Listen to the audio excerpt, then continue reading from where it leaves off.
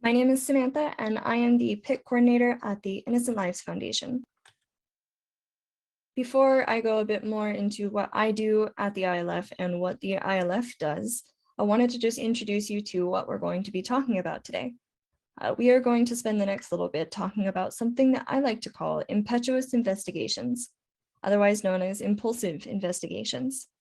The ultimate goal of this presentation is for you to walk out of this with a basic understanding of how cognitive psychology, and especially biases, affect our decision-making and ultimately our OSINT investigations. My primary role at the ILF is to oversee the success of our PIT, the Predator Identification Team. That is our team of volunteers, investigators that help us unmask online child predators. We are a non-vigilante, non-profit, private predator hunting organization. So we actually seek out anyone who is requesting or trading child sexual abuse material that's thinking that they can hide behind anonymity online. In addition to that, I also teach OSINT to law enforcement officials with heavy focus on understanding predatory behavior, as well as terminology and their digital footprint. If I'm not teaching OSINT specific, I'm also teaching dark web research and tactics. Again, specifically related to internet crimes against children. When I'm not with the ILF, I hold a position on the board of directors at the Idaho Internet Crimes Against Children's Coalition. So as we go into this presentation, one of the key factors throughout the entire thing is something that's called metacognition. And stopping to think about how we think helps us work towards actionable intelligence. Metacognition is just that. It's intentional thinking about how you can think and how you learn. Some observations you can make to yourself about yourself is, I'm seeing, I'm feeling, I'm thinking, I'm noticing, now I'm wondering. So what does psychology have to do with open source intelligence? Well, behavior and overall cognitive psychology teaches us about the blind spots that our biases can cause. Having blind spots in this line of work and in overall decision-making can lead us to improper conclusions. You definitely cannot stop yourself from having biases, but you can stop yourself to think about how they may be affecting your investigation and how they may be persuading your overall decision-making. This is exactly where metacognition comes into play. Really stop and think about how you are thinking and how is it affecting your current decisions. There is an entire sea of biases out there, as well as much more educated books on cognitive psychology, but these were the ones that I found very interesting that I could squeeze into the small amount of time that we have together today. So we are going to be discussing confirmation bias, anchoring bias, automation bias, projection bias, overconfidence bias, and then last but not least, the halo effect / reverse halo effect. So let's start by discussing confirmation bias. Confirmation bias is when you're favoring information that supports your current preconceptions of something while you disregard opposing evidence that you might find. You're ultimately ignoring objective facts and evidence and seeking out things that evidence that supports your current personal beliefs.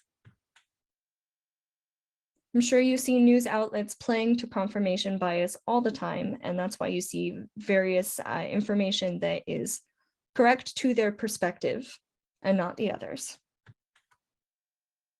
So how does confirmation bias impact our OSINT investigations? Well, confirmation bias can cause us to provide incorrect data. Incorrect data leads us to improper conclusions.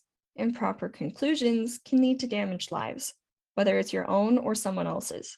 Someone may be terminated from employment, they may be improperly convicted, or they or you may suffer overall reputational damage. So again, you cannot force yourself to absolutely get rid of this, but you can stop and ask yourself, does my evidence only support my theory?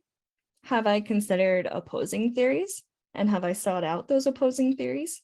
And have my searches been specifically seeking validating information? Next is anchoring bias.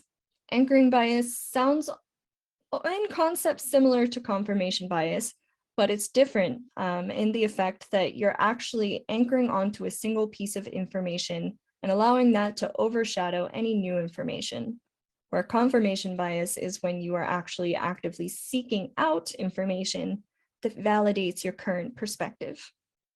Anchoring bias is also known as the focalism effect. It causes us to get tunnel vision on a single piece of information, anchoring us into that persistent state of thought.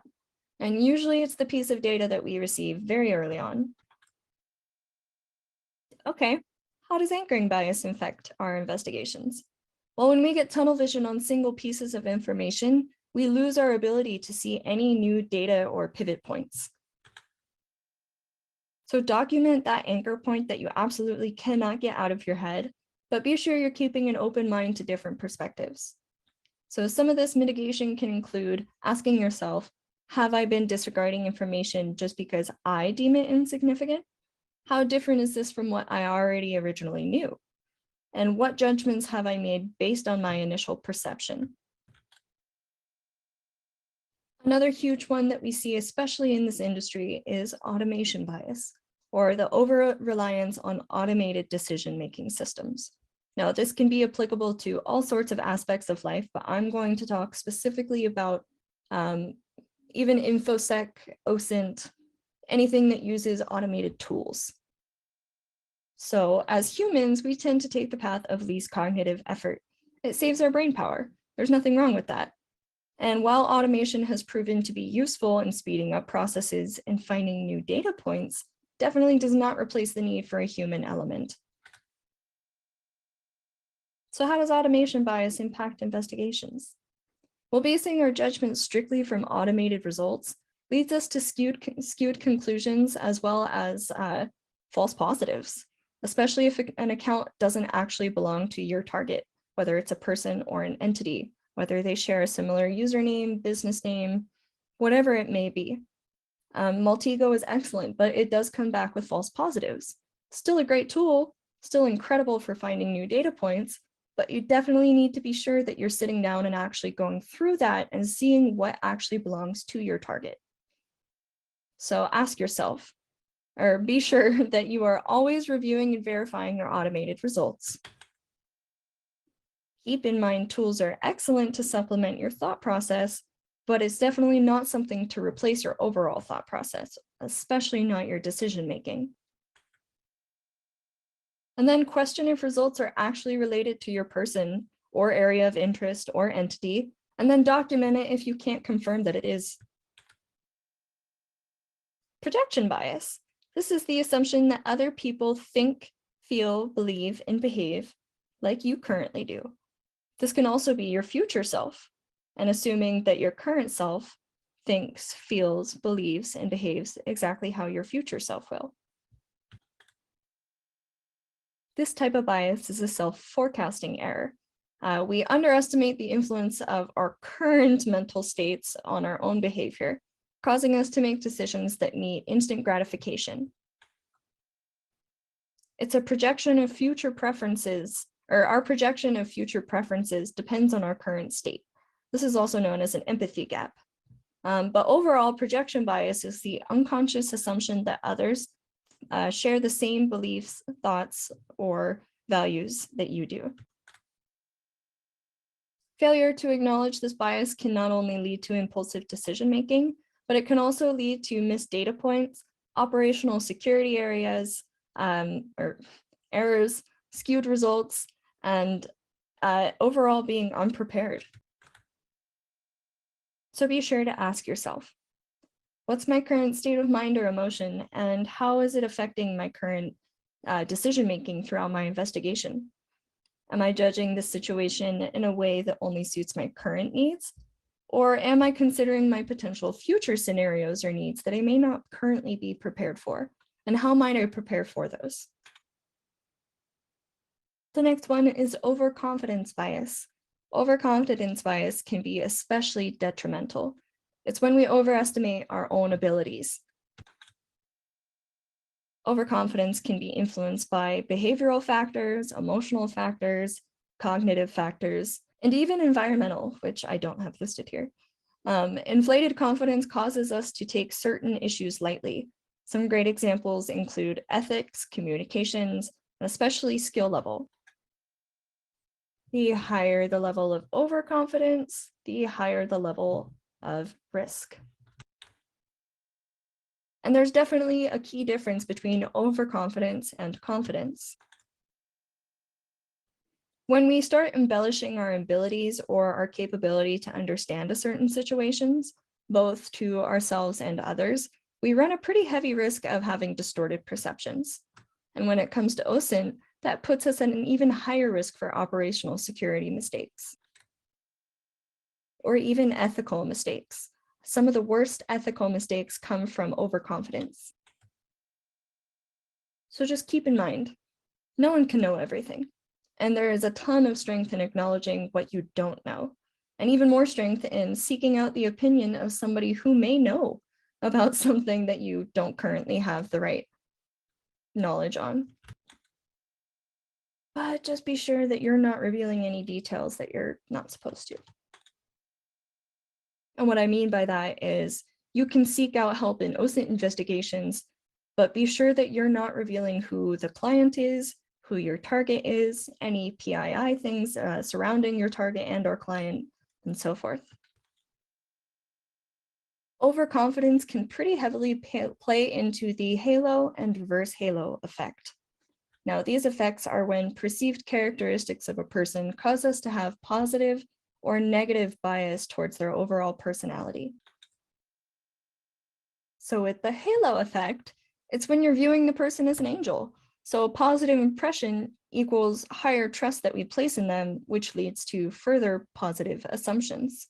So if you know somebody or an entity like a company has a positive quality, you're more likely to come to the conclusion that they have other positive traits and let those overshadow any negative traits. Whereas the reverse halo effect is the exact opposite. It's also known as the horn and or devil effect. So if you know a person or entity has a negative quality, you're much more likely to come to the conclusion that they have other negative traits and allow that impression to define your overall judge of their character. So a negative impression equals lower trust, which leads to further negative assumptions. Both of these can heavily cloud our judgment in overall decision-making and our OSINT investigations. The halo effect is part of why social engineering can be so effective, especially if you're creating a positive rapport with that person. But you have to be careful to not make that person start to question those positive traits. Overconfidence bias supplements both of these because we're pretty prone to believing that would never happen to me. I would never make that call. I would know if this was a fake person. I would know if this was a bad person. So it's fairly easy to see how that can really heavily influence our decision making and other people's decision making. Unfortunately, I don't have time to go into in depth on each of those biases. Hopefully by now you at least have a basic understanding of how cognitive psychology influences the way that we perceive things and how we react to those things. Remember that no one is immune to biases, and you can't force yourself to not have them.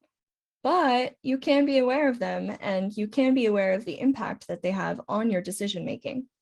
But when we let impulse guide our decision-making, we run into much higher risks, especially when it comes to investigations and social engineering. I am happy to answer any questions in the chat or wherever is applicable. There are some ways that you can support the Innocent Lives Foundation and learn more about what we do.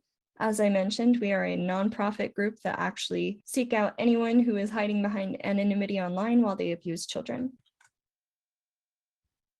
But that is all for now. Thank you.